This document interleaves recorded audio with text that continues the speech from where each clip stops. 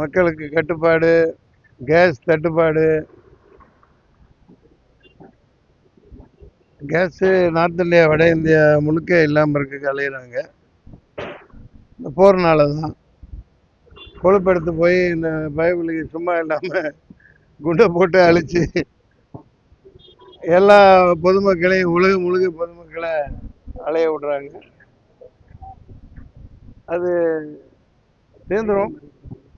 தேர்தல்லாம் வர்றதுனால அது தீர்த்து வச்சிருவாங்கன்னு நினைக்கிறேன். அது நம்ம என்ன பண்ணுறது? கேஸ் வரையில் வரும். அது வரைக்கும் விறகு அடுப்பில் சமைக்க வேண்டியதுதான். ஃப்ளாட்டில் இருக்கிறவங்கெல்லாம் சமைக்க முடியாது. அதனால கொஞ்ச நாள் நல்ல ஆரோக்கியமாக இருக்க வேண்டியதுதான்.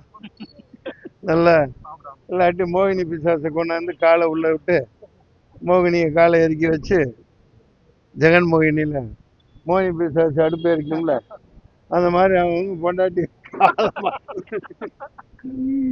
இல்லை வேற என்ன பண்ண முடியும்? நம்ம கையில் ஒன்றுமே இல்லையே. எல்லா ஹோட்டலையும் மூடிட்டாங்க. பாரத் மாதாக்கு ஜெயங்கிறாங்க. நல்லா வாழட்டும். பாரத் மாதா கொண்டு அமெரிக்காவில் அடமாட்டாங்க. அது ஏகப்பட்ட நாடு வல்லரசுனாங்க. கடைசி புல்லரசு ஆக்கிட்டு கேளை கூத்தாக்கிட்டு இருக்காங்க. என்ன எதுக்கு பேச வைக்கிறீங்க? விடுங்க.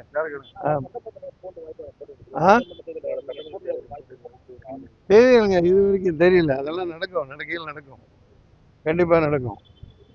அதனால வார் முடிவுக்கு வந்தா நல்லது. அரசியல் கேட்கறாங்க. ஆமா ஆமா, தேர்தல் அறிவிக்கட்டும். சரிங்களா? ரொம்ப காமெடியா இருக்கும் இந்த தேர்தல். நல்ல காமெடியா இருக்கும். மக்களுக்கு நல்ல பொழுதுபோகும் இல்லையா? அவன் கேஸ் சிலிண்டர் தூக்கிட்டு சுற்றுவான், அவன் பெட்ரோல் தூக்கிட்டு சுற்றுவான், ஆமாம் ராக்கெட்டுகளை தூக்கிட்டு சுற்றுவான். எனக்கு அணுகுண்டு இது சின்ன வேணுமா ஒருத்தன் செல்லப்பாட்டி பாட்டில் வச்சு. ஆமாம், எல்லாத்தையும் இந்த பாட்டில் தான் இயக்குது. அதை ஒழிச்சா சரியாயிடும். நன்றி, வணக்கம்.